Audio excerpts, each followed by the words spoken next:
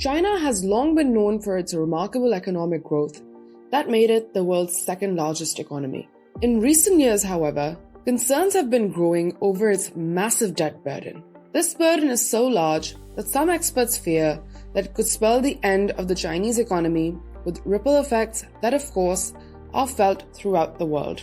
Author and China expert Antonio Graceffo summarizes the situation nicely. According to him, China might be the creditor to the world, but it is also riddled with debt. Between public and corporate debt, China is one of the most indebted large economies in the world. Even worse, its state-owned banks are sitting on mountains of bad debts and non-performing loans, particularly in the real estate sector. And this is just on the surface. Underneath lies a staggering quantity of murky debt, off-balance sheet lending, wealth management products, and local government funding vehicles. All told, China's debt is considerably larger than it appears at first glance, and so high that some analysts feel it is at dangerous levels and could spill over, doing severe damage to the world economy. In June 2022, China recorded its highest debt-to-GDP ratio in the 27 years since Beijing first began to track such statistics. Credit to China's non-financial sector stood at $51.87 trillion or 295% of China's GDP. And this ratio has likely grown even higher since. This makes China one of the most indebted large economies in the world. China's government debt-to-GDP ratio also reached an all-time high of $18 trillion or 76.9% of GDP the same year. Of this, nearly $10 trillion is classified as hidden debt. This is debt that doesn't appear on the government's balance sheet, but the government is in fact liable for. Local government debts often sit in local government financing vehicles or LGFVs, which are used to dodge the rules that restrict their ability to borrow. Officially, the outstanding bonds of LGFVs reached $2 trillion, making up 40% of China's corporate bond market at the end of 2022. In reality, however, the debts are likely much higher.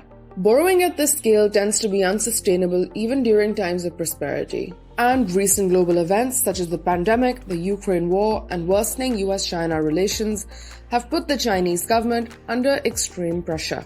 China's zero-COVID policy hurt consumption, cut factory output, and forced cities and provinces to spend hundreds of billions of yuan on testing and quarantine facilities, while the property crisis that hit China in 2020 led to a 50% fall in land sales and put further pressure on already strained local governments that have historically relied on the sale of land for revenue. Out of 319 municipalities, 109 are now struggling to service their debt, as interest payments account for a significant chunk of their overall spending. To try and avoid default, some of these governments have had to take drastic measures. They've started selling assets, cut wages, and reduced public services. China's central government is also transferring funds to them on a much bigger scale than ever before.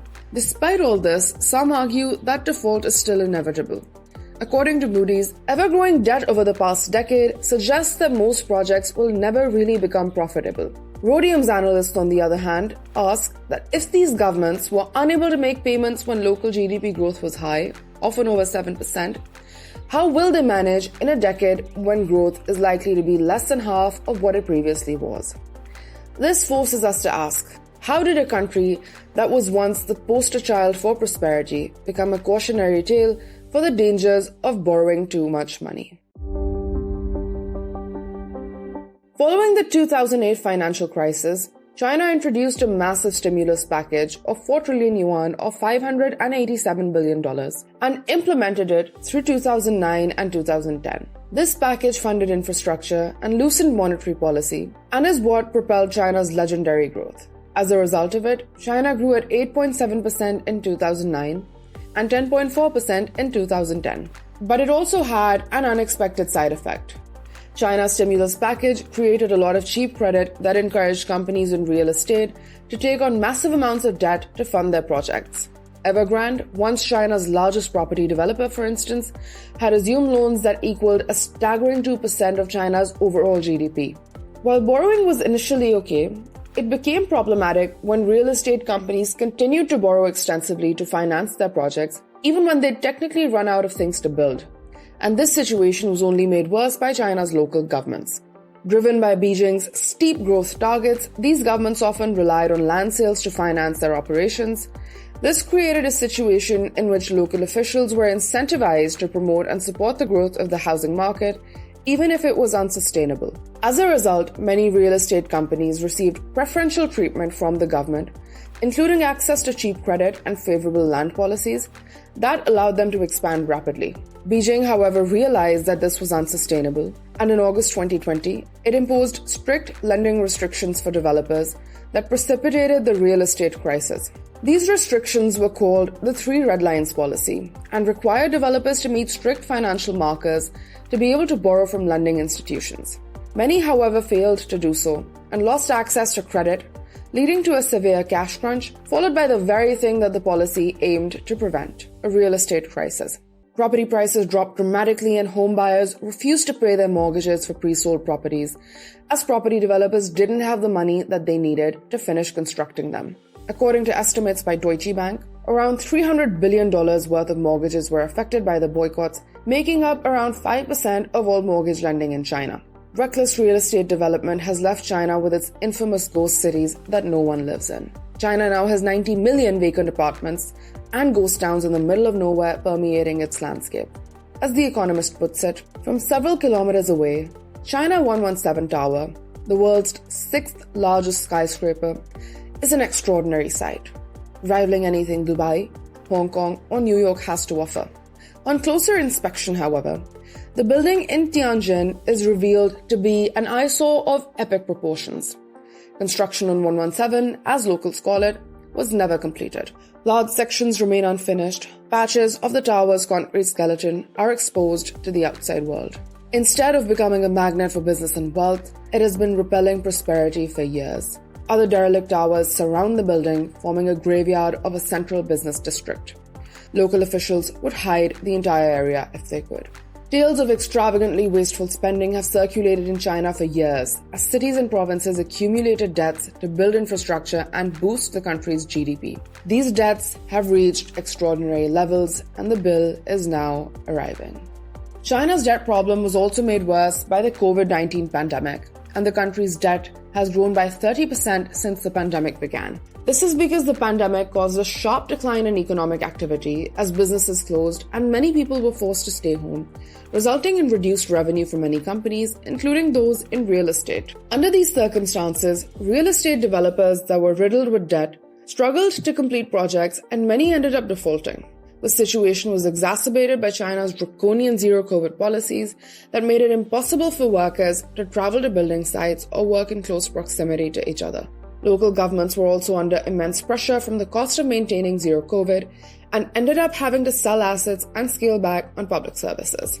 Overall, the pandemic increased China's dependence on debt financing, as did Beijing's measures to stimulate the economy, which included infrastructure spending and cutting interest rates. One of China's most ambitious projects to date, the Belt and Road Initiative, or the BRI, has been criticized as laying a debt trap for borrowing governments.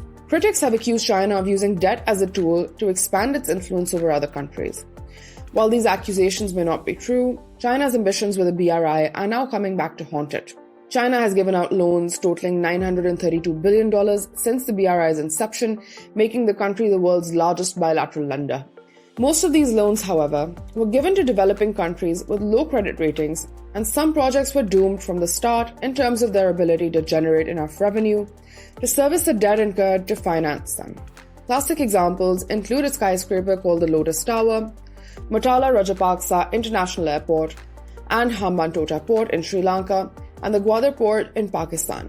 Both the airport and port in Sri Lanka barely get any traffic and are loss-making ventures, while China invested $200 million in the development of Pakistan's Gwadar Port, but the project has yet to deliver on its promise of generating economic growth and employment opportunities in the country.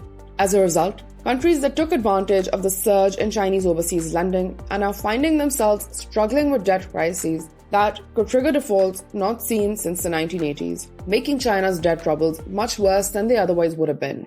The developing world is now getting to know China in its new role as debt collector, and some are having to give up control of assets, while others are being hassled for repayment. Any discussion around China's debt burden would be incomplete without talking about the one-child policy. as this will play a massive role in shaping China's future.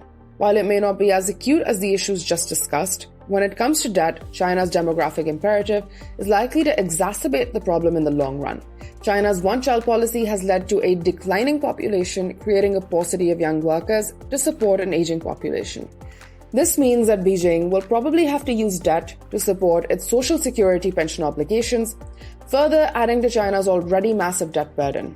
While declining fertility rates are not unique to China, they are probably disproportionately problematic for the country, as China's economic growth has traditionally relied on a large young workforce to provide cheap labor to run the factories that send goods all over the world. The government realizes this and has been trying to encourage people to have more children, but its efforts so far have been in vain. How China will sustain its growth in future with a declining population is anyone's guess. So where does all of this leave China, and what does the country's future look like? Before we proceed, please support us by hitting the thumbs up if you're enjoying the video and subscribing to our channel. These things are free for you to do, but support our team immensely. Now back to the video. While China's debt problem may not necessarily be an imminent disaster, it will definitely affect the pace at which the country will grow in future. A large load of debt service payments without the rate of growth that China has experienced in the past will limit China's ability to invest in growth. Since China accounts for nearly 1/5 of global GDP, a major slowdown in China will also have a serious impact on global growth. China has taken steps to address its debt problem by reliquefying its property sector and enacting a new financial stability law, but these measures may only offer temporary relief. In the long run, China aims to reduce its reliance on real estate to drive growth, a sector that at its height amounted to an outsized 30% of the economy. Presently, however, Beijing has emphasized the need to stabilize China's property market and ensure the completion of pre-sold homes to restore market confidence. To this end, it has lowered interest rates and announced new credit, including 200 billion yuan or $29.3 billion in loans to complete unfinished projects. All in all, Beijing has yet to take a truly hard stance on China's real estate market and seems instead to be walking a fine line between trying to address the crisis and avoiding rewarding reckless borrowing. So what does the future look like for China? If you're curious, you might want to check out my video on the true state of China's economy. Thank you all for staying till the end. Until next time, bye-bye.